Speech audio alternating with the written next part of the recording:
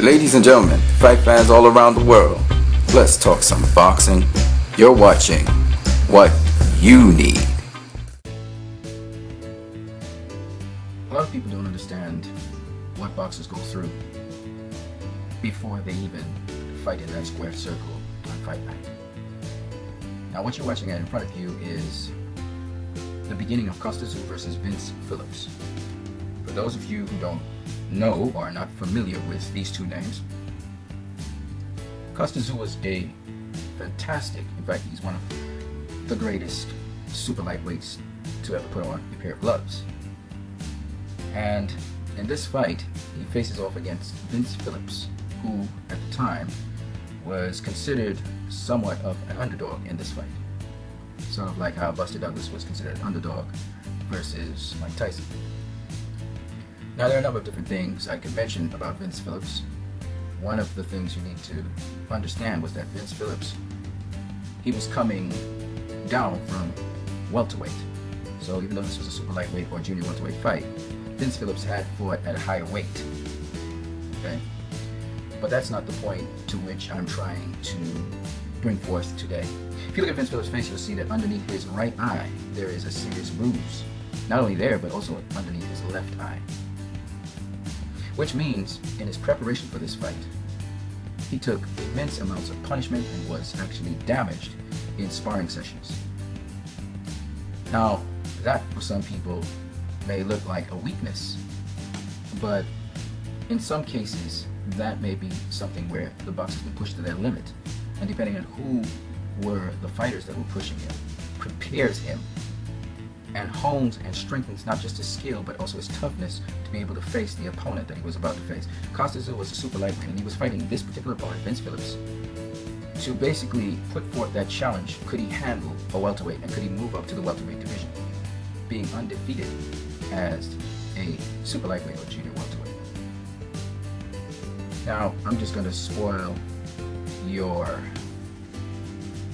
anticipation of what I'm about to say, and that is that Vince Phillips actually ended up knocking out Costa Tszyu in the 10th round of this fight. He also took some really serious blows from Costa Tszyu as well. And it actually busted up, I believe, one of his eyes, and Costa Tszyu had both his eyes busted up. But the point is, he was prepared. When I talk about preparation, and when I talk about honing skills, we're talking about being able to use a particular skill set under fire. Okay?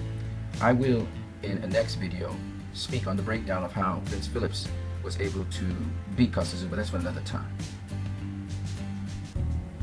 The other person I want to speak of is Miguel Cotto. Again, you see bruising over his nose, and you see that he's also been bruised by his eye here and bruised over here. Again, preparation has to do with honing your skills and building your toughness. Cotto sparred the cruiserweight Denis Lebedev.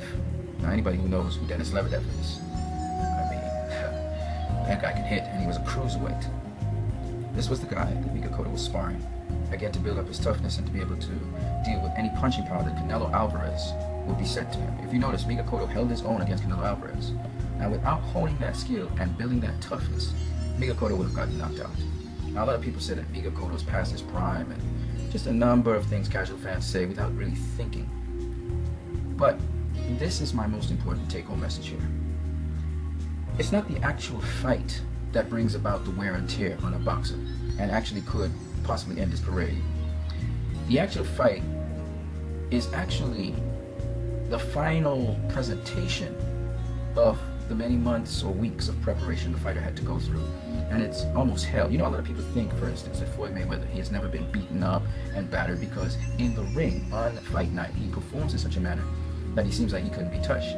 What a lot of people don't understand is, if you go back in time and watch at his eye before he faced Robert Guerrero and his eye before he faced Canelo Alvarez, both times he had bruising over his eye. Okay, and there are several other places where he had to delay a fight with Juan Manuel Marquez, for instance, because what happened? He had a broken rib, and that came from sparring. What I'm trying to tell you is the wear and tear on a boxer's body doesn't happen on fight night. Sometimes a boxer gets badly beaten up on fight night, but that's a result of being beaten up in the gym all the time. So these guys go through hell in sparring. It's not only sparring they do, they take their bodies through immense amounts of stresses from the exercises that they actually do in preparation for a fight. Behind the scenes, the kinds of things the athletes go through and the level to which they carry their bodies through. You know, I deal with track and field, and I know the wear and tear on a body for track and field is just immense. And imagine these athletes do that, and they also do punishment to their bodies.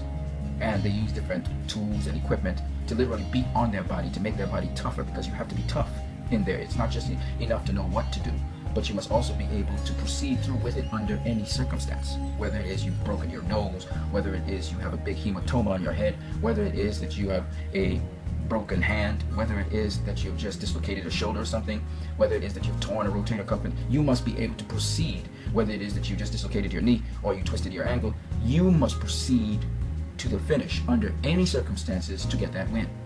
Okay, all kinds of things happen in sparring, all kinds of things, because you have to be ready for any circumstance that you face in that ring. Remember, as much as we as casual fans will say scenarios and we think this fighter will beat this fighter and so on, a boxer can't think like that. They have to prepare themselves for every possible outcome that could happen in the ring. Anything could happen. And they must be prepared for any situation, any circumstance, which is why sparring is not limited just to a particular style. You spar with every possible style to be ready for any possible situation. So I wanted to just mention that.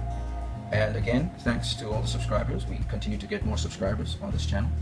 And I want to thank you all for supporting this channel. We seek to support other channels that teach boxing, that give some sort of content or value to the sport of boxing.